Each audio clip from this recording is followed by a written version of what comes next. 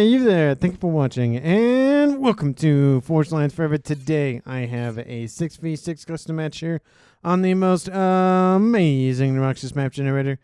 So let's go ahead and introduce our teams and our players, starting off with Team 1 in the Northwest, ending with Team 2 in the Southeast. Starting off with Team 1's Ruby Red player to the northeast of Team 1's lineup, it is Legend Lord 2 going first line as a Cybran.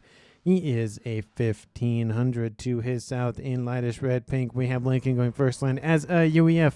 He is an 1800, the highest ranked player on Team 1.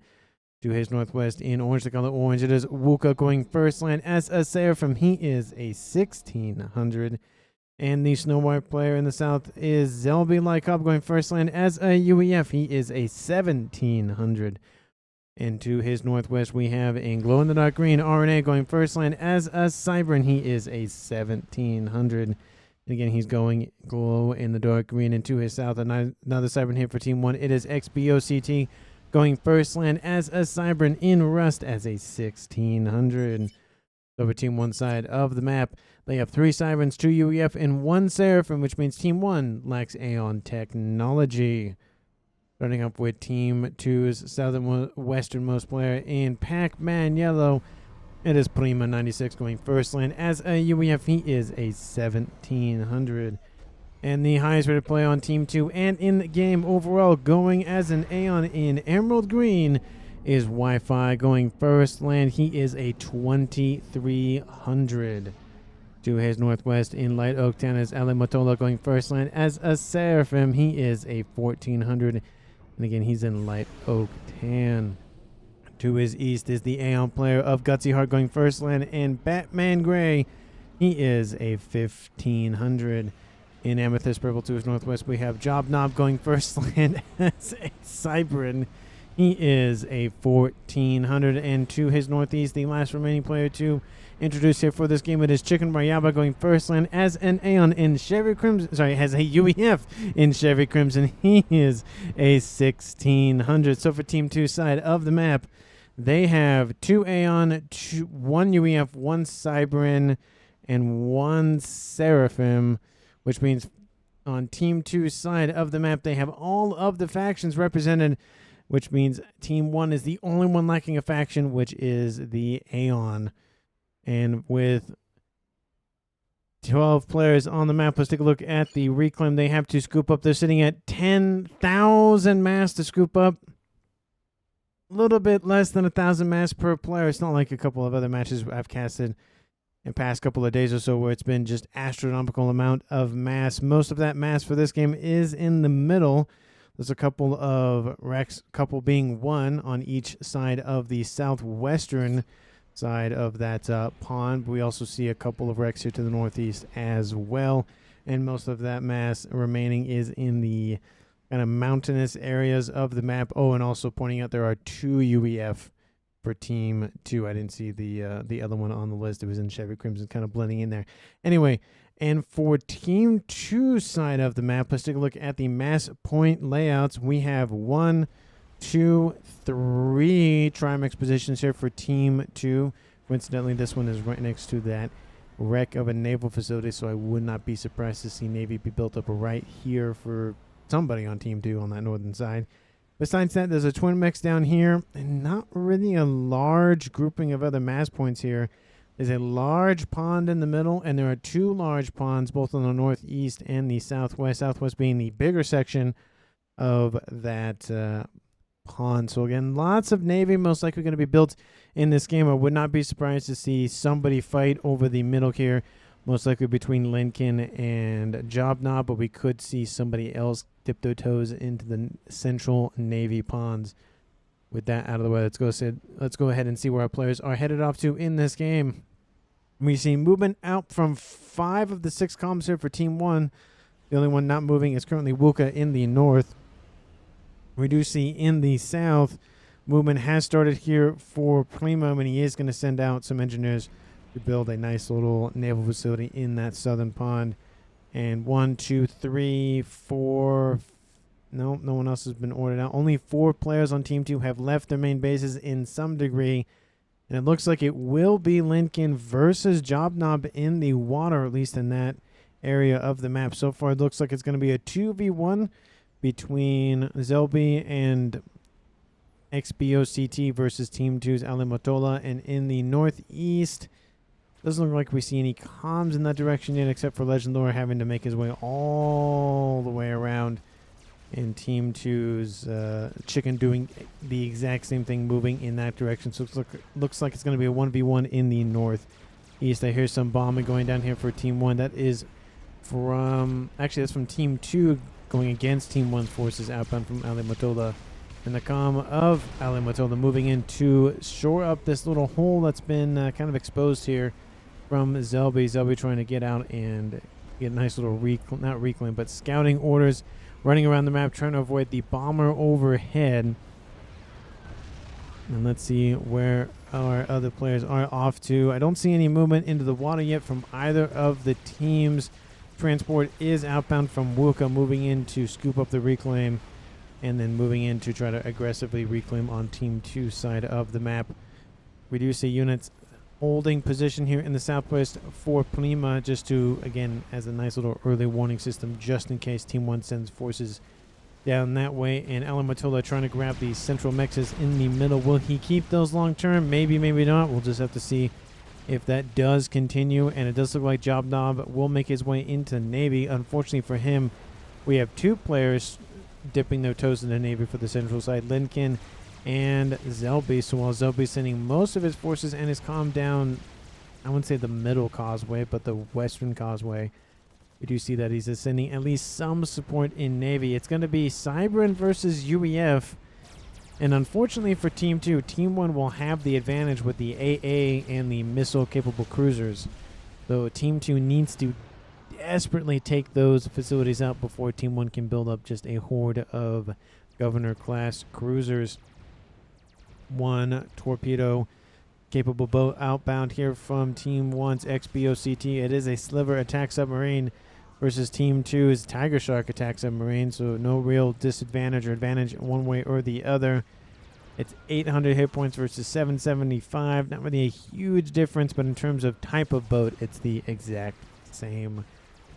We do see that a couple of Zooey are sitting here just kind of hanging out. Actually, not Zooey, those are Medusas, excuse me. A couple of engineers also grabbing the mexes over there. And I don't remember, that drop was supposed to occur at some point. It actually did occur here for Team 1's Wuka, trying to aggressively deny Team 2's positioning here.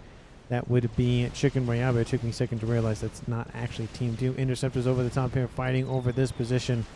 Bombers trying to do what they can to delay the expansionary efforts of these naval facilities.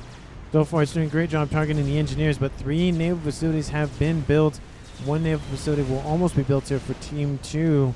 I don't think that math is really going to work out long term, but I don't know how much effort Wuka is going to put into this naval facility.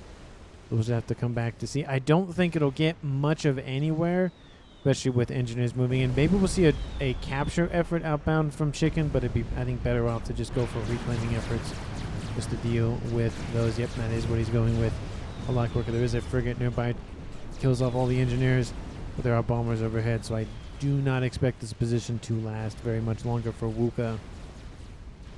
In the west, more build-up here between Team 1 and Team 2. We do see that Jobnob has actually moved his comm to the west, and they might try to force Team 1 to fall back. If Zelby loses this position, these two comms can easily take out these 2 naval facility positions here for him and Lincoln. And of course, we do see that XBOCT is on the western side over here hanging out. It has some forces, not a lot, but definitely enough to punch through this position and maybe continue the way around.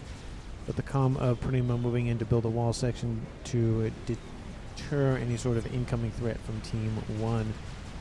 We do see more interceptors trying to stave off the attacks on those facilities, but they have been destroyed and mostly reclaimed. The naval facility here for Chicken has been destroyed, so net negative here for Team 2. A little bit of mass, of course, has been dumped, but realistically, it's the amount of time that's been just, again, not necessarily, it's been delayed, but the amount of time that's been quote-unquote wasted on Chicken Rayaba getting his naval facilities up and running will definitely hurt Team 2 in the long term, or in the short term and / long term. But naval facilities are just starting to be built for Legend Lore, so no real advantage in that regard. I feel like that's a missed opportunity for Legend to get his facilities up and running, getting facilities online and getting frigates or subs or whatever, and just punishing Team 2, but unfortunately that just wasn't on the cards here for Team 1 at that moment. Gun speed and range has been started for Alamatola in the middle, getting assistance from Job. And Zelby does have his T2 engineering suite on board, which will help with defenses, but if Team 2 has enough of a land army, it's not really going to matter. We do see that Legend Lore is all the way up here. I don't know if that was a misclick or not, but he is very, very, very far forward. We do see that the frigates are forcing Chicken back here on the shoreline. And Job Knob says E. And that nano repair upgrade has been started here for Alamatola. He has that gun, so at least at a minimum he has a little bit more range advantage. We do see that Wi-Fi is also over here going for some reclaim. Not a lot, but 100 or so might help out with a couple of units or whatever the heck he's building. We do see that those frigates are sitting on the shoreline. Unfortunately for them, the comm can either reclaim or fire, and at no upgrades, no veterancy, no nothing, it's better to just... I mean, you can reclaim and shoot, but in this case it would be, or reclaim or shoot, but I guess it would be better to just shoot. That way you kill off all the units and then you reclaim versus allowing units to get out of range, which that frigate is badly wounded, only at 300 hit points remaining and probably won't go anywhere for the time being. Legend Lore hanging out, trying to go after this naval facility. I don't know if he'll try to reclaim it or not, but he's being bombarded by missiles, not missiles, sorry, subs. The water form of missiles. He does fall into the yellow. There are some frigates nearby. He's at least trying to take out the engineers assisting the construction of a torpedo launcher, but I don't know if he's going to get a lot of use out of that comm. We do see reinforcements coming in from Lincoln to assist with Legend Lore retreating. If Team 2 gets some gunships or even just some T1 bombers, that could be an easy kill here for them. We're kind of surprised that he's there, and Team 2 hasn't really responded in any way. We do see some units being outpoured by Job Knob in terms of these land units to try to thwart Legend Lore. The units outbound from Team 1 get annihilated, at least from Lincoln, and the facility will hold for the time being, partly due to the nice little T1 sub-launcher, actually a couple of them, assisting the protection of those facilities. Zelby is trying to PD creep in the middle. Unfortunately, once that nano repair finishes for Alamatola, I feel like that PD creeping will stop immediately. He's sitting at 70 hit points a second region with no veterancy upgrades, so I mean, 70 is a lot. That's more than anybody else in terms of faction advantages with that nano upgrade.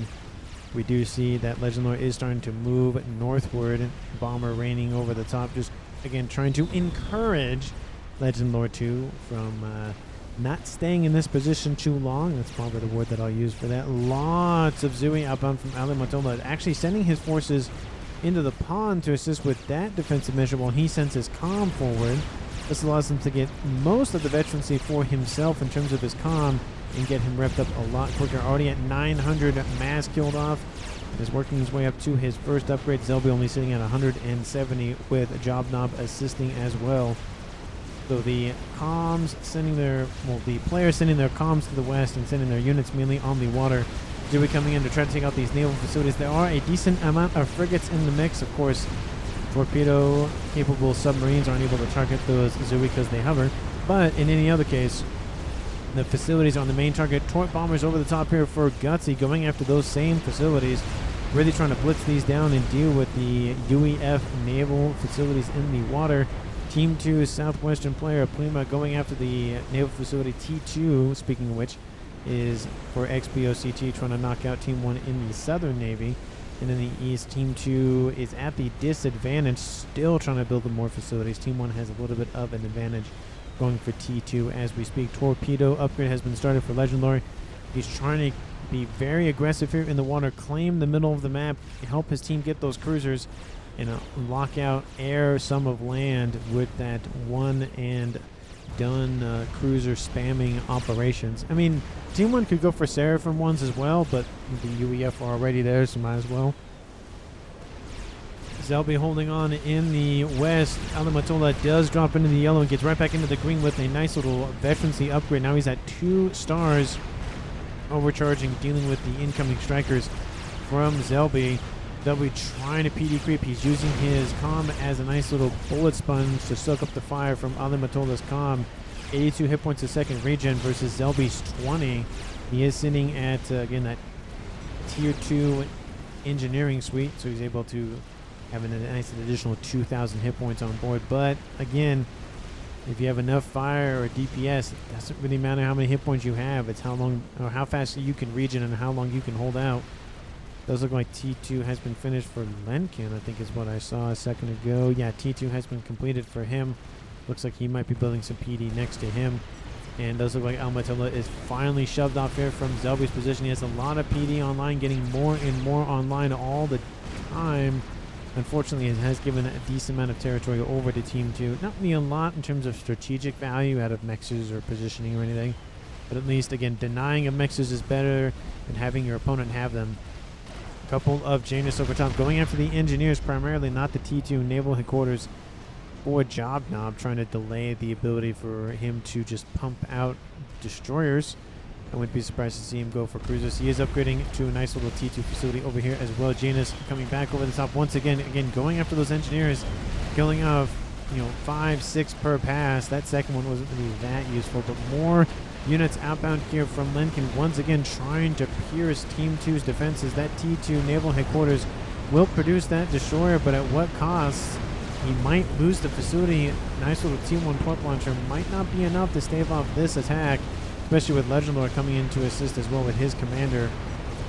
And that destroyer is losing hit points. It will finish the destroyer, but like I said, it's going to die very quickly, sitting below 50% hit points at the start. Not very great here for Team 2's naval player in the middle. Does look like, speaking of which, for Team 2's Navy players in the southwest, still holding position here, trying to force this facility to close its doors. There is a nice little destroyer online, so it's just 1v1 in terms of the water. This nice little torpedo-capable Tiger Shark over here to the west, but again, not really a whole lot of damage going down here between these naval players. It's highly in favor of Team 2. Team 1 can fight back. Of course, the mass does get dumped on Team 1's side of the map. That could be Team 1's saving grace. We'll just have to see if that is the case. We see some more Janus here, now operated by Team 2's Chicken, going after the T2 naval headquarters here for Legend in the pond. We do see a lot of interceptors here over the top trying to protect those Janus. And it does look like it's going to be close. The engineers nearby trying to rep the facility up. And there goes T2 Navy, has been destroyed. Great grab by Chicken. He just did just enough damage. He does finish his T2 naval headquarters as well, so he's probably going to start pumping out either cruisers or destroyers or both, or bulwarks or Coopers. He has a lot of options here in that northeastern pond. RAS has been started here for Wi-Fi, going for ARAS as we speak. Multiple players going for T3 Air, that being Wi-Fi and Gutsy.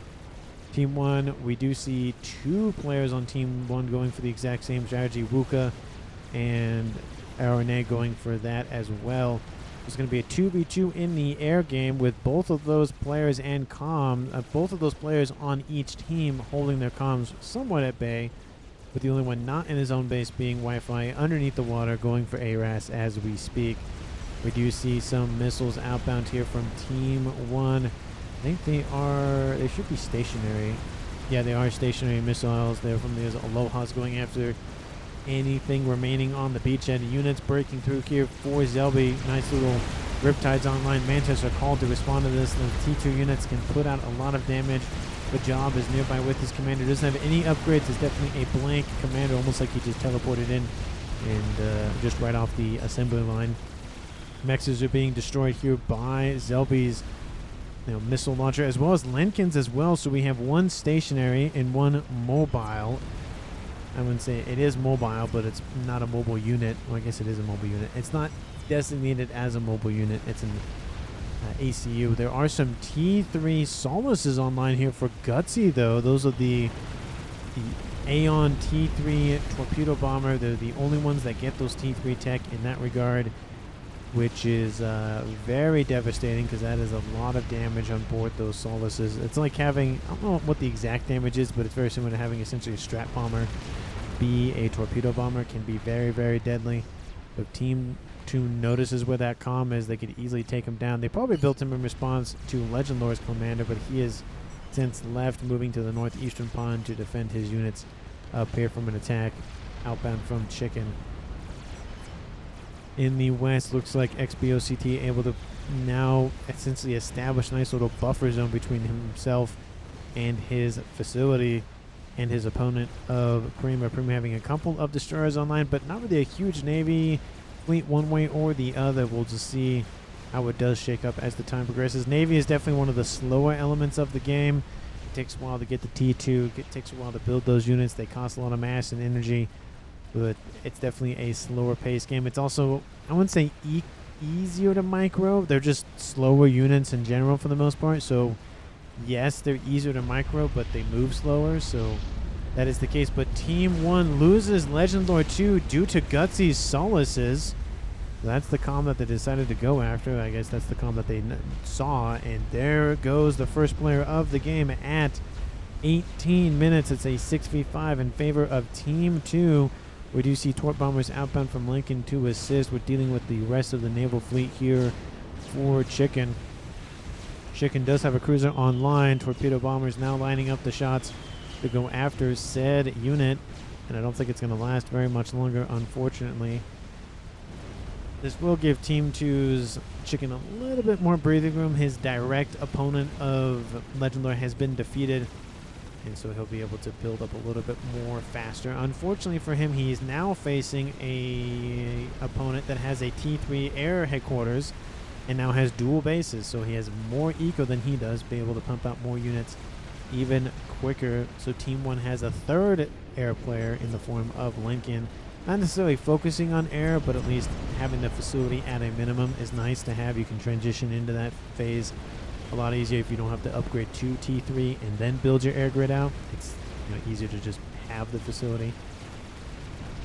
And now we see the oppressive might of the UEF cruiser missiles moving in to the southern edge of that pond, doing their best to just shell Team 2's eco, whether that be Team 1 or T2 mixes. TMD trying to be hastily built up to defend the rest of those resource gathering facilities, but unfortunately Team 2 is dropping mass per second. Multiple mexes are down. Team 1 has now claimed the Trimex position on the other side of that pond. That is more mass in Team 1's coffers and denying against Team 2. Navy being built up in the west here for both of those teams. Cruisers being spammed out with their missile launchers. And, of course, XBOCT in the water hanging out. I don't know. Does he have torpedo? He does have torpedo stealth and T2. So he's able to deter any sort of radar technology that actually, in this case, would be sonar tech. But the Omni would definitely pierce that, as well as, of course, Vision being like, hey, something down there, kind of thing. We do see that Ali Matola has retreated from the front line. I don't blame him with this amount of cruisers coming out here from Team 1. And Team 1 now gaining control of the pond in the middle. It's better to keep that comm behind in case there's a snipe that does occur here from Team 1's side of the map. Speaking of snipes and game overall, Team 1 is sitting at 1.1k mass income. Team 2 at 1.0k mass income, so 1100 versus 1000 mass per second. Team 2 has not lost a player, and Team 1 just recently lost Legend Lore 2 to some Solace snipe. In terms of map control, Navy's definitely fluid here on the northeast and southwest. Is definitely a back and forth game, so I'm going to call that 50-50 there. But in the middle, it is in favor of Team 1, so I'd say about maybe 55, 60% is generous. Let's say 55% for Team 1 and 45% for Team 2. Let me know down in the comments who you think is going to currently win this game. And of course, if you haven't done so already, please like the video and subscribe to the channel. Thank you so very much for watching to this point in the video. And I encourage each and every one of you to continue to watch to the end. We do see that Team 2's fleet outbound from Plima starting to force back XBOCT's comm and the remaining forces. There are not very many torpedoes on board the cruisers. There are some TMD, but that's about it. XBOCT is being targeted by the destroyers here from Prima. Prima, again, all of the destroyers in this game do have torp defense and torpedoes. They're not really that powerful. They're not subs by any means, but again, something is better than nothing. And there is that nano repair that has been started, and cautioning pings, constantly pinging at XBOCT's commander. He's going for that nano repair upgrade very, very quickly, though, so I think he should be fine. He hasn't dropped into the yellow just as of yet, and he's already at 70%, so he should be fine, especially with his cruisers coming in to assist in dealing with the destroyers outbound from Prima. I don't see any efforts to go for T3 tech as of yet. Navy, of course, is a little bit slower in that regard versus land and air, but I wouldn't be surprised to see at least one player on each side going for T3 Navy, depending on what side of the conflict and what side of the map they are. Who knows, maybe Team 1's Lincoln will go for T3 just because he wants his summits online, or his Neptune, you know, but the summits do have better range. In this case, range is definitely the king in this regard. We do see more Solaces online here for Team 2's Gutsy, sending them out. I only see the one, though, so it's not going to be that much damage. But there are pings saying, hey, the heat is running, so watch out.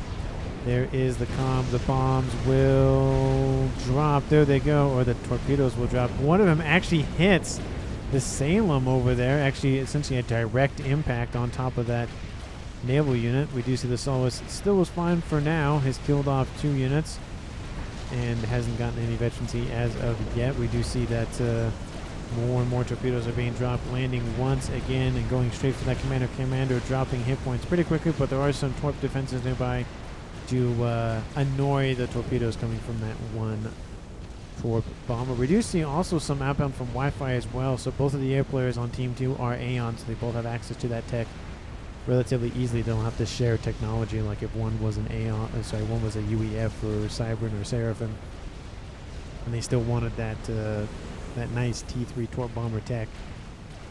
We do see that those destroyers and some Coopers are now online here for Team 2's Prima, still going after that commander, trying to either force him out of the water or kill him off, or both. They probably would prefer a kill, but forcing him off would be a minimum. Airfight over the top of Team 1's XBOCT's commander on Team 1's side of the map. There's a tiny bit of AA nearby, but not by much. But there are 5 ASF groups here for this part of the game. We do see that Lincoln sending in what forces he has, but unfortunately Team 2 keeps theirs together and wipes out Lincoln's forces, and it looks like RNA, actually no, those are Wuka's forces, excuse me. RNA is the glow-in-the-dark green player, and those forces from Team 2 will retreat. A benefit to Team 2, I'd say air control at a minimum. I wouldn't say dominance as of yet. I mean, with 3 air players on Team 1, excuse me, 4 potential air players for Team 1, they'll be getting his hand into air and actually going for an air grid as well. So 4 out of the 5 players for Team 1 going for air in some sort of regard. The only player not doing that is XBOCT. He doesn't even have an air facility. Actually, he does. He doesn't have any T2 or even T3 air facilities online for that matter. Team 2 still sticking with the 2. We might see a 3rd outbound from Chicken, but he's just producing some Storks just to assist with dealing with naval units from Team 1. But he has claimed his side of the pond. He's claimed his side of the map. Northeastern corner of it is now under his control. 25 minutes on the clock, and Team 1 has been knocked out of that Navy. At this moment, it does become very crucial that Team 1 abuses however much they can of the middle of the map and try to force Team 2's Prima out of the water for the southwestern section. It is going to get very, very dangerous if Team 2 owns both the southwestern and northeastern waters. We, most everybody, have seen Settons. But you know how dangerous it can be if one team owns both ponds. It can be very, very crippling for that other team. Go Gutsy, go! Hey, says Chicken. It's something about lagging. I don't know if he's having some issue with his internet or his PC or whatever the heck's going on with him. But there are some complaints. We don't see that, of course, on our end. They see that on their end. We have a nice, pristine, very clean replay, and everybody else is dealing with lag or whatever else they may be dealing with. And those missile launchers are just devastating here for Team 2. Trying to get as much Team D online. There's some of the Seraphim variety. We could get some, Aeon variety in here as well. There's also a Nuke online. Very interesting to see that here from Team 2's air player. And we do see some volcanoes also here in the east as well. I would like to see just a couple of loyalists. Team 2 does have Cybern Tech in the form of Jobnob, but he has essentially been been knocked out of the game. I think he transferred his stuff over, if I'm not mistaken. I don't remember where his main base was on this upper plateau. It could have been right here, I believe. Yeah, but I don't see any sort of facilities. I would like to see Team 2 have a little bit of loyalists. That way they can redirect the missiles and try to take out some cruisers for Team 1. At least to be annoying at a minimum. There are some Team D on board those cruisers, but again, annoying is great. Might not win you the game, but it's definitely going to frustrate your opponent. Multiple waves of torpedo bombers outbound here from Wi-Fi to just deal with the rest of these naval forces for Rust, player of AXBOCT. T2 Navy still in the full swing here, and it has now been targeted by those bombers trying to deal with any sort of new destroyers coming online. And some of those engineers will take the hit of those torpedoes, but there are more and more coming in all the time. One more volley. Never mind, not even going to be another volley. That is it here. The T2 Naval Headquarters has been knocked out for XBOCT, and another air fight will commence over top of this position. Team 1's getting some AA online as well. Wi-Fi and Gutsy versus everybody else on Team 1. I don't see any pink forces, but everybody else is getting a piece of this action besides XBOCT. He's focused on Navy. That is going to be another air win here for Team 2. I'd say not as much of an air win as it was before, but of course at a minimum they're staving off 4 potential air players, 2 main ones, a secondary one, and a tertiary one, just because they're not really focusing on air. They're focusing more on Navy in the middle. Who needs mass? Says Chicken, just trying to help out his team and sending mass to where it needs to be. Nuke is loading. It's about half done, a little under that. Does Team 1 know about the nuke? Of course, that's always important. No, they do not. They think it's just another whatever structure. Could be shield, could be whatever else. I don't see any SMDs as of right now, so the first one might just be open for business anywhere on the map. But we do see that Team 1's XBOCT has been killed off by Gutsy. He sent out more of those Solaces. Those have gotten 2 kills for him this game. There's now a 6v4 in favor of Team 2. But of course, with the death of a player on Team 1, it means that comms, resources, infrastructure, units go over to somebody else. And they go over eventually to RNA, who can benefit. It's right next door, essentially. It's going to increase their production of ASFs quite, not significantly, but enough to make a difference. So I guess significantly. I would like to see maybe Zelby transfer control of these units over to Lincoln and have Zelby focus more on air. He's really focusing on his air expansions, and Lincoln is not. He's going for satellites. It's a little bit more, not necessarily have a passive play, but it's easier to micro instead of dealing with, okay, land units and air units and whatnot. We're seeing again those cruiser missiles being just used to full effect here in this game, both on the Team 2 and Team 1 side of the map. I feel like Team 1's gotten a little bit more value out of theirs, but they also have a central position, while Team 2's positioning with their naval fleet is on the edges. We do see that Team 2's Prima has now secured the western side of the map, at least in terms of the Navy. So Team 1's only success has been the middle of the map. And we do see that Yothotha inbound here from Ale Matola trying to just creep his way on the side of the map and getting into the main bases for Team 1. Almost 30 minutes on the clock, and both teams got to be thinking about how to end the game. We saw the satellite being built by Lincoln. He's going for Billy Nuke as we speak. Massive amounts of air grids being built by RNA. We do see an artillery has almost been constructed here for Wuka. It's almost in the green. Will I see it shift into the green? Probably not. I'll go away, talk about something else, and it will be in the green. Essentially, that's how close it is. I don't see any other things on Team 2 besides the nuke that we already know about outbound from Wi-Fi.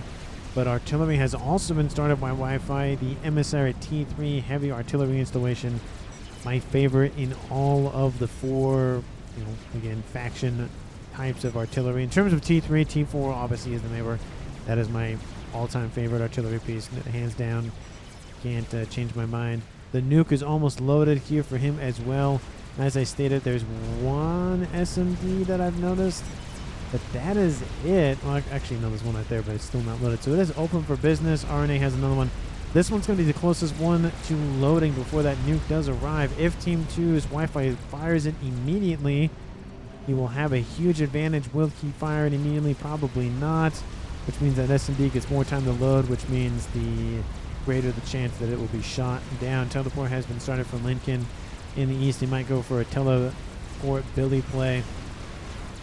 Team 1 bombers trying to deal with the incoming Ythotha outbound from Alimatola. Alimatola just going to send it in.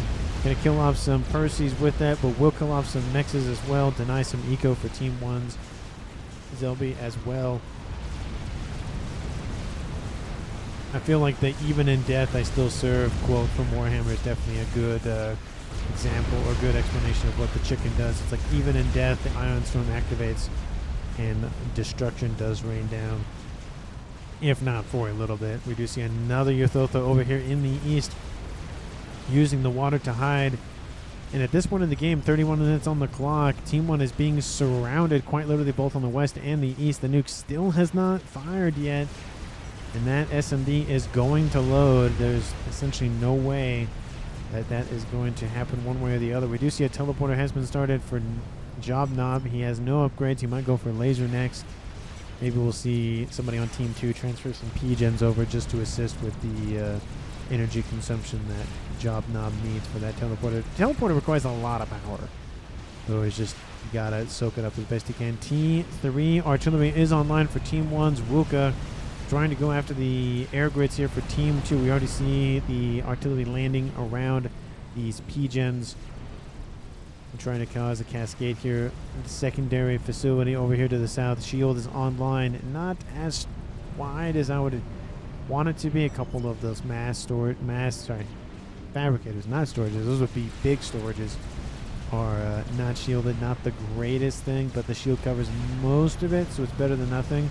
We do see that the ASF for Team 2 are just sitting over here for Gutsy, because why not? They're just going to sit over here underneath some cruiser protection. And those missiles are still coming in. And some of them are breaking through that Seraphim defenses. It's not looking super good here for Team 1 on this western side. The remains of, I think that was Legend Lord's facility right there. We do see a nice little Ace T3 strategic missile submarine is online. Central nukage here for Team 1. That could be deadly if Team 2 does not have SMDs online. But they have one right there. They have one right there as well, both on the control of Wi-Fi artillery focused on this position, and the laser has been built and is over on this side of the map. Nuke is launching. Where is it going? It's going after the T3 naval headquarters and the Omni station, where the Ythotha just walked on by. Shield is down. Doesn't really matter for a nuke though. But that Ythotha is going to get a lot of damage. If it can at least get to here and kill off the P-gens, it essentially nullifies Lincoln's ability to produce any sort of navy with no power reserves. He probably get some overflow from his teammates, but still it's gonna hurt the ecos of Team 1 overall, and specifically Lincoln. Here comes that nuke. Is that Ace still in range? Yes, he is, but kaboom. Yes, he's not, excuse me. Kaboom. The naval facility is done and dusted, and Team 2's Jobnob gets killed off by Lincoln's satellite. Jobnob was essentially nullified in this game for a while, so I mean he tried to go for teleporter laser probably, but the laser from the sky killed him off before he could do so. Lincoln does drop down here. His comm going after some nice mass fabricators, going after T3 mechs as well. Lincoln, 20,000 mass killed. He's sitting at 5-star veterancy. Teleporter and Billy Nuke is online. He's loading that Billy Nuke as we speak. I think you can load. Can't you load the Billy Nuke before you teleport? I'm kind of surprised why he didn't do that first. Or maybe he already fired. Oh, no, he probably killed off the I only see one explosion. Maybe it's two.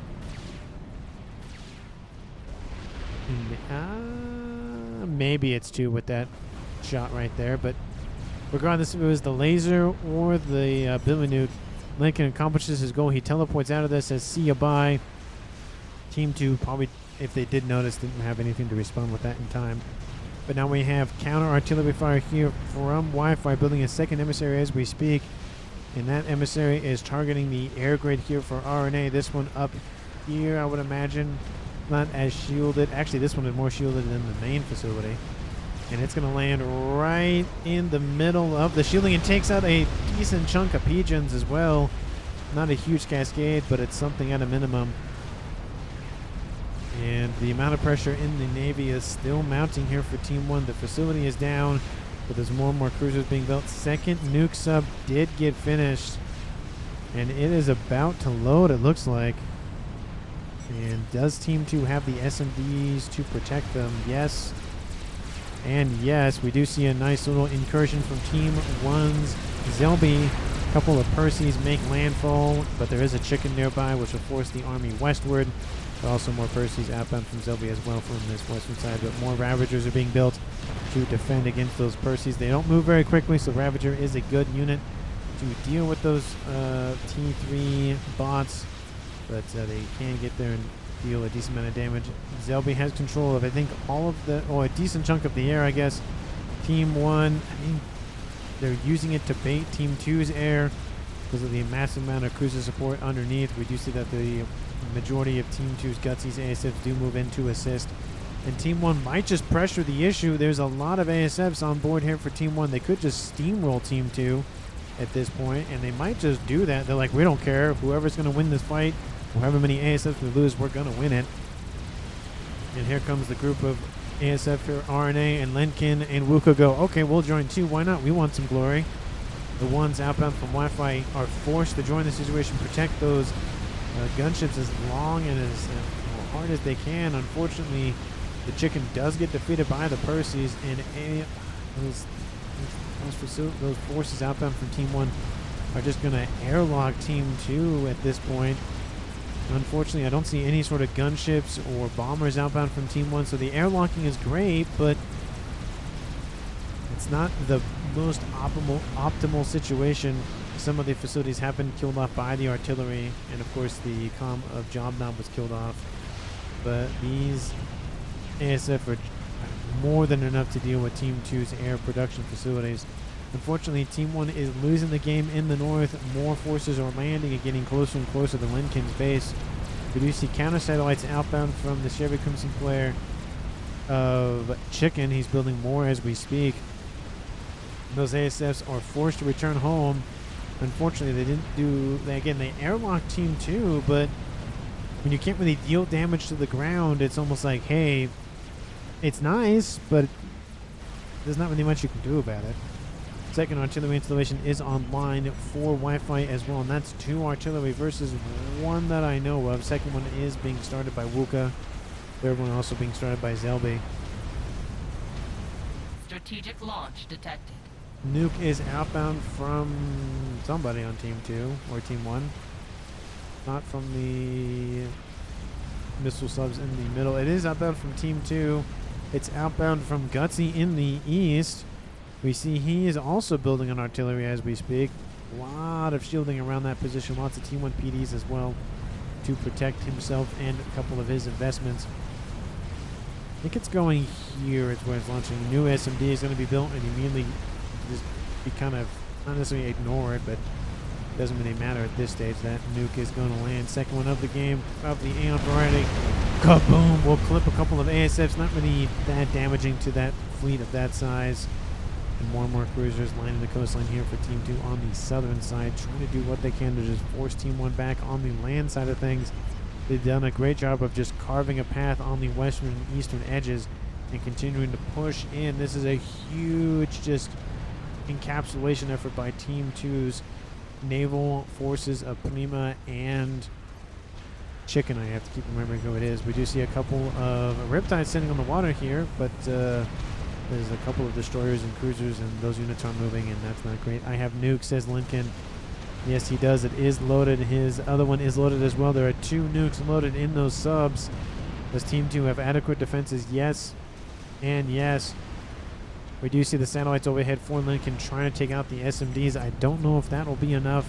And even if he takes out this one, there is an SMD back here. Only one of them is loaded, or 1 missile is loaded. But 1 is better than none. In the artillery outbound from Wuka are targeting this one as well, and also kind of clipping on these emissaries as well. It's kind of a nice little wide shot. Those shields are being assisted as we speak, and a 3rd emissary is going to be built by Wi-Fi, with the 3rd emissary going to complete here for Gutsy in the east. So 3 emissaries going to come online here pretty shortly. And the artillery from Team 2 is focused on their SMDs. So essentially both teams are thinking of the same strategy. Take out the SMDs, fire a nuke, call it a day, in that order. And unfortunately for Team 1, they're losing the ground game, so they really need a win here, either taking out a major comm whether that be Wi-Fi or Gutsy, like comm and their base, not necessarily just the comm, but the comm and the base. At least the artillery at a minimum to slow that roll on Team 2's offensive capabilities. But with land incursions now in the west as well, it is getting very dangerous here for Team 1. 2 artillery pieces are online, and the ASFs being used to protect those artillery investments are not as effective as gunships, because gunships have a bigger hitbox, so they're able to try to tank more shots. But I don't know, Team 1 does have air dominance or even supremacy at this stage. They could be building a ton of either gunships or bombers, or they could build a, Awasaw bomber. They have Seraphim tech. They could go for bugs. I'm not a huge fan of the bug, but they could go for that. They could go for more satellites, something, but they just haven't decided what they're going for as of yet. There's only one satellite in the game for Team 1. That's Lincoln's. We do see a bug. Speaking of bug, didn't even notice it was being built. It is online. And I don't see any more efforts to build any more experimentals in the air besides just the one bug. Multiple gunships also escorting it as well. T3, in fact, a decent chunk of hit points being quote-unquote added to that bug as well. And it's going to just be sent in. It might be enough. The SMD is now no longer shielded, and it will be taken out. This SMD was also taken out. LA Motola is going to be undefended. There is an SMD over here, but it is going to be deadly once that nuke launches here. Team 1's nukes can land anywhere in the red. There it goes. Nuke has been launched. It's going after the artillery, and the SMD is still online and loaded. There it goes. It is gone. That artillery is, that nuke is going to land, and the gunships are moving in for support as well. There it goes. Dual nukeage. Is it going to be enough? It will be enough. I don't see any SMDs in the area. That is going to hurt. Matola goes, I'm getting out of here. See ya. Bye. And there it goes. 2 artillery pieces gone. Done and dusted.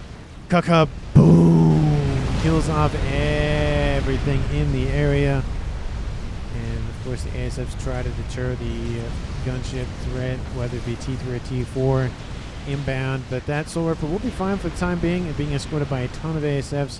Which one got the damage? 164,000 mass killed off. This one we killed off 1,200. That was the main one. That is 5-star vet immediately. 176 kills. ASF now airlocking Team 2 once again. Soul Ripper coming in. Could be targeting that nuke, but going after other things, I guess. I don't know what it's going for. Another nuke is outbound. It's outbound from this one. It might as well just launch what you got and see you later. It's almost about to have a second nuke here pretty shortly. The donut that was being built has been denied. I feel like there should have been canceled a while ago, especially with Team 1's air. It went all the way around, going after the mass fab farm over here, but the thing does get killed off. Will land, not do a lot of crash damage. And -3 gutsy, time for upgrade. Lagger, don't want to leave, says Chicken. What's going on? What's going on there? And Nuke does land over here. That is a Billy Nuke outbound from the Chevy Crimson player of Chicken.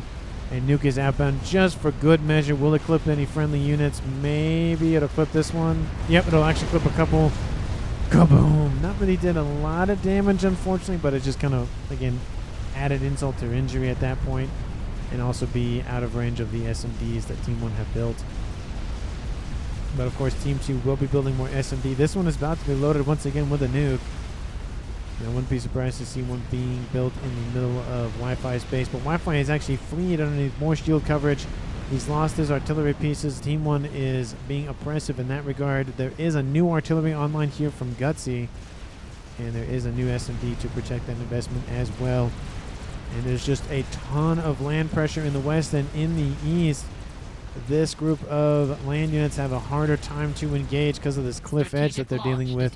Team 2's western forces don't have that problem because they have a nice little hill to climb up. That Chicken is going to be not really deterred. There are some Continentals online here for Zelby just to try to deny what he can, but with AA nearby and that many cruisers, which is, to be fair, 32 cruisers.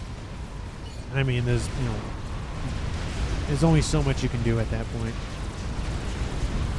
We see just moving in here for Team 1's spam Zeus's, trying to just force the chicken out of the land, back into the water. I feel like that chicken could have just engaged, killing off the monkey, but for some reason, who's that? Alimatola just wants to hold it back for the time being. Artillery now focusing on Team 2's position. Still the nuke remains. This one is also loaded. This one is about to load. So 2 normal nukes are almost online here for Team 2. With, of course, 1 nuke is loaded for the one that had a lot of kills, and the other one is about to be loaded as well. And we do see some blazes online. Nuke will launch just in case the attacks of the missile sub does get taken out. Where is it going, though? I don't see the command. It's going south. It's going for this position. I feel like it could go after the SMD isn't loaded. I feel like it could have gone after that. I think it's in range, though, from that positioning. No. Oh, I see. It's barely out of range. I think it could have moved here and then fired, but a little unfortunate. There it goes. It's going to land. Kaboom. Kills off a couple of T3 Mechs. The eco here. Team 1 at less than 1,000. Team 2 at 2.2k mass income.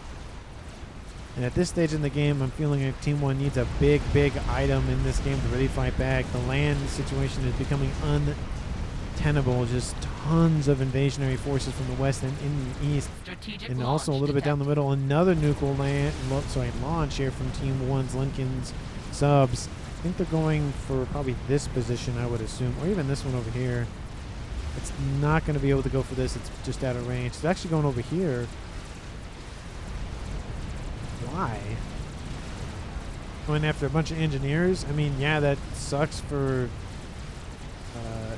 Chicken to lose all that, but lose a couple of T3 Mechs, but I don't know if that was really worth the target. Kaboom! Killed off some mass, but that's not going to be a huge big ticket item, unfortunately. And there are lasers over top here for Team 2's Chicken. The artillery is focusing on that. One of them does take a hit. He'll probably lose that artillery. Not artillery, that... I mean, I guess they are technically artillery. I had responded to somebody, I think it was yesterday, a couple days ago, about how the Novak Center is technically an artillery because it sits in one location and does damage a very large distance away. So technically, it could be listed as artillery, but...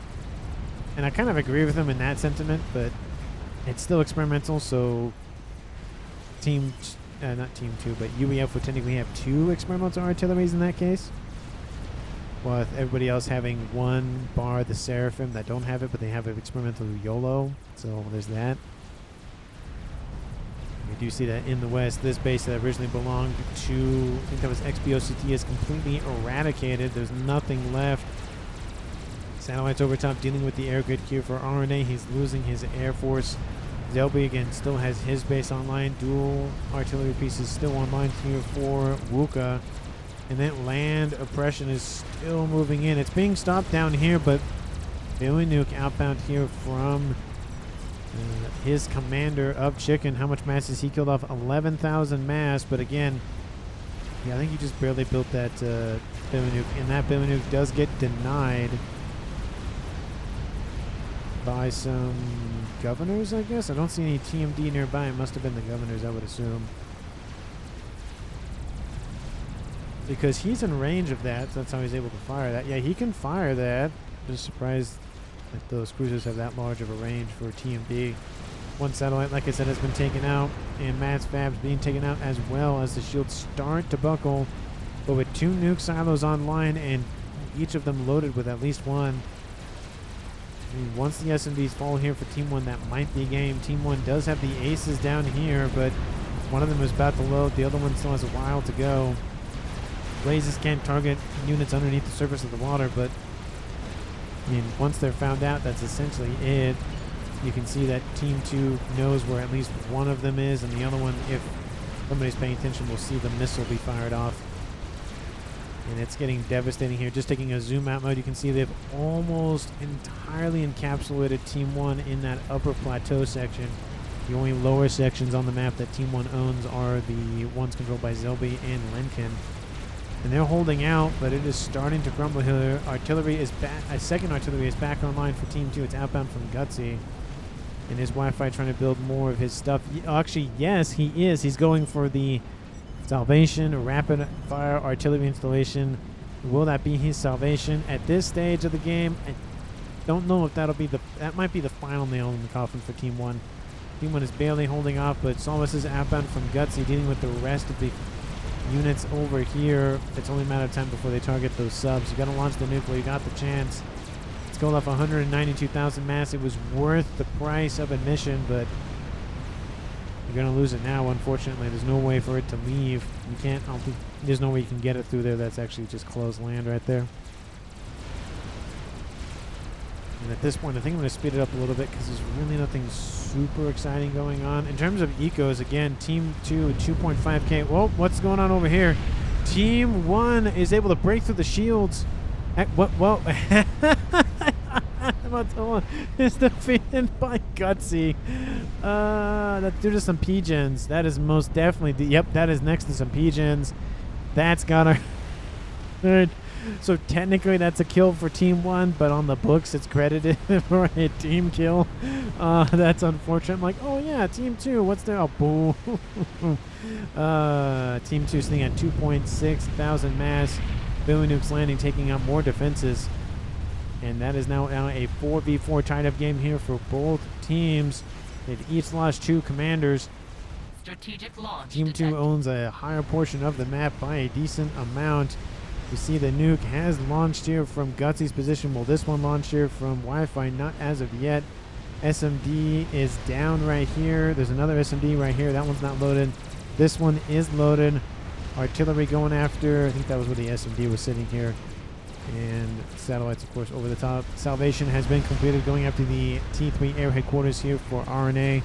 No more ASFs here is what he's saying to his opponent. And Billy Nuke is going to land if the ASF don't move. That's going to be a very good kill. All those forces are going to move. Are they going to? Oh, they're going to move. Okay, I was going to say that would have been a really great kill by Chicken. Nuke does land. Kaboom. Takes out a Chicken. Definitely unfortunate. Another Chicken is over here for defense.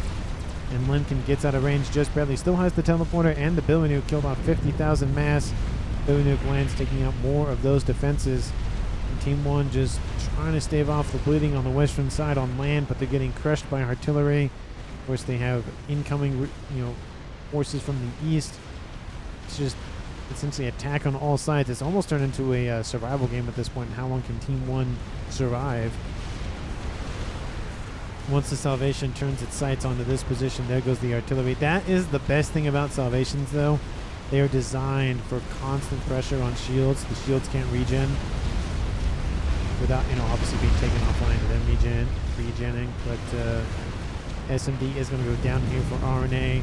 Billy Nuke's constantly landing here for Chicken. Chicken, again, is very far forward, but is behind a decent amount of his defenses. And, of course, he's right next to the pond, which means he can just pop in if he does feel threatened. But, of course, that is, just what he's doing right now. I don't think Team 1 will be able to threaten him in any regard. I don't even know if Team 1 even knows that he's there. No, they don't know that he's there. He could be over here for all they know, kind of thing. There's another ace online here for Team 1. It did get away. 45,000 mass killed. It wasn't the one that had more damage, or more stuff killed, but it is alive and it is loaded. Artillery still trying to take out the artillery here for Gutsy, but of course there is the Salvation online. Would definitely like to see more shields, but it is ringed with T3 Pigeons, so it fires incredibly fast. It already fires incredibly fast, but still then fires even incredibly more fast with that ringing of the Pigeons. Shields are starting to collapse around those artillery, and I think once those are gone, I think it's game over. Team 1 still has a huge advantage in air. They're just not using it. I don't know if it's because they got distracted with dealing with land incursions or not, but I mean, Team 1 had all of their ASFs in Team 2's base and didn't really do anything with gunships. They had one bug. That was it. I feel like that's a missed opportunity for Team 1 collectively, just because, again, 4 players had some sort of T3 air tech, and none of them decided to just mass spam bombers or gunships, besides just that one. Okay, speaking of which, 51 minutes on the Strategic clock. launch RNA detected. produces a nice little squadron or two of bombers. I feel like it's too late, though. Strategic launch detected. Unfortunately, I think Team 2 will see that coming. Or they know it's coming if they haven't seen it by now. And ASFs do position to protect those bombers. ASFs are trying to position themselves to go after the bombers. The bombers stop for a brief second. They are seen by Team 2. They're shifting westward. Even, again, the thing is that these bombers have to take out not only the Salvation, but a nuke and 2 artilleries over here. Looks like more stuff has been taken out for Gutsy. He's suffering in the shield department a little bit. And something blew up. Was that a Billy nuke? I don't know what that was. What was that about? Is that a miss? I don't know what. Oh, yeah, I don't see Lenkin. Lenkin's over here. Don't know what that was about. Anyway, was that you? No, it wasn't you. Strategic launch Weird. detected. Anyway, Team 2 knows about those bombers, but Team 1 cannot just seem to engage. Nuke is outbound once again here for Wi-Fi. He has another one loaded. That might be the main target. No, the main target's going to be the Salvation. T3 Naval Headquarters is targeted. I mean, it's cool that it's gone, but Team 2 already owns the Navy. No real point in that. They weren't even using the facility. Lots of AA has been built in the interim. Bombers are inbound for that Salvation. Lots of lightning tanks as well. There's a lot of AA. Will any of those bombs drop before they reach their targets? Some of them will drop, but it's not going to be enough. The shield will hold, and that's Team 1's last attempt in air, essentially. They waited, I think, so long to build. Artillery is targeting that nuke. They will probably kill it off, but it was able to launch another nuke just in time. And there goes another chunk of that air grid. Kaboom, and then that one's going to get taken out, leaving Wuka and the remaining air facilities for RNA left standing. Everything is gone. The artillery are gone. The air is gone. And there is a desync at the end of the game, but I mean, we can see which way it's going. Land incursions from the east and the west. It's still being oppressive. Here comes that nuke. Zelby control Ks. Now a 3v4. Here comes the nuke. Wuka control Ks. Now it's a 2v4. Kaboom. That facility's also gone. Opening the door for those Lobos to just move on forward. And it's now Lincoln and RNA remaining. Lasers over top here for Team 2's Chicken, ripping into whatever Team 1 has remaining. Laser has been started by RNA. He doesn't have teleporter yet. He's going to have to build that as well, but with 2 emissaries and lasers in the sky, plus Salvation, plus nukes. That nuke did get taken out, to be fair. This one is being heavily assisted, and this one is almost loaded. 200,000 mass kill with that one nuke launcher. That's pretty impressive. Looks like the ace is still online. It is struggling to load any more missiles. That one, oh no, this one is what fired the nuke. Okay, that's what killed this off. Okay. Yeah, it makes more sense, but I couldn't figure out where it was coming from, but that's what it was. The last sections of the air grid are being destroyed and ripped from the face of this planet. I highly doubt it's a moon, so I'm going to say a planet. Moons usually don't look like this. Usually, not always, but usually. Thinking of like Titan and the moon and all that stuff.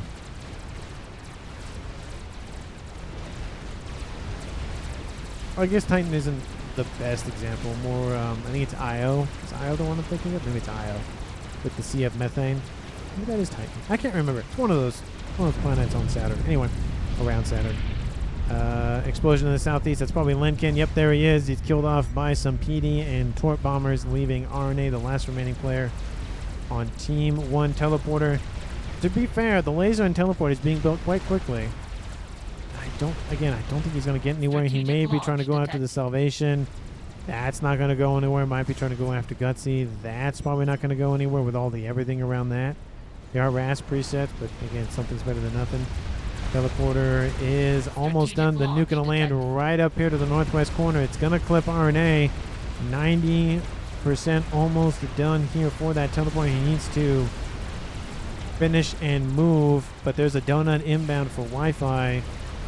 And I hate to tell you this, RNA, those nukes are coming in, and they're coming in pretty quick. They've already crossed half the map. Teleporter has been constructed. He needs to move immediately. Is he just going to teleport immediately is the question. Does he have the power to teleport? He has a little bit. He might have enough. There goes a nuke. It's going to land right next to a donut. Donut's going, oh, I should probably move out of the way, huh? Will it clip RNA? Yes, it will. Kaboom. 307 minutes are up. And there it goes. That is the game here, folks. 55 minutes, 26 seconds on the clock, and Team 2 wins this game. MVPs. I feel like the collapse on Team 1's side of the map started to happen, I think, with Chicken gaining control of the northeastern corner, putting a ton of pressure on Team 1 on this eastern side. And then once Prima came in, took out the naval section on the southwestern side of the map and put land pressure on this, it essentially turned into a how long can Team 1 last, because their attention's completely split on air and land and artillery and all that stuff. And just the constant essentially just being closed in as the game progresses was devastating. So I think Chicken deserves MVP. He had a rough start of it going in the naval section. He was almost denied Navy. He was able to fight back against Wuka. At least I think that was Wuka. No, yeah, that was Wuka. And then able to push back against Legend Lore 2. And then, of course, the assistance from Gutsy coming in with Solaces kills on both sides of the map, to be fair, which assisted his team's naval players. I mean, he might even be MVP. Well, I was thinking about it more. Maybe he's MVP. I think I'm going to have to go. Actually, I'm going to have to change my mind. I think Gutsy's MVP for this game. Artillery plus a nice nuke, kill off 200,000 mass, plus the 2 Solace kills, especially against Legend Lore, opening the door for his teammate of Chicken to push in, as well as Prima to push in on XBOCT's side of the map, who he killed. And he technically also got a 3rd kill, air quotes, on Ale Matola. Technically. But I'm not going to count that kill. That one doesn't count. But I feel like those 2 Solace kills open the doors for the naval pressure to then turn into land pressure, which then helped just, again, facilitate the collapse of Team 1. So I think Gutsy Heart gets the credit for MVP, or the award for MVP of this game. Let me know down in the comments if you feel so or not. And, of course, if you haven't done so already, like the video and subscribe to the channel. Thank you so very much for watching, and I will see all of you in the next one.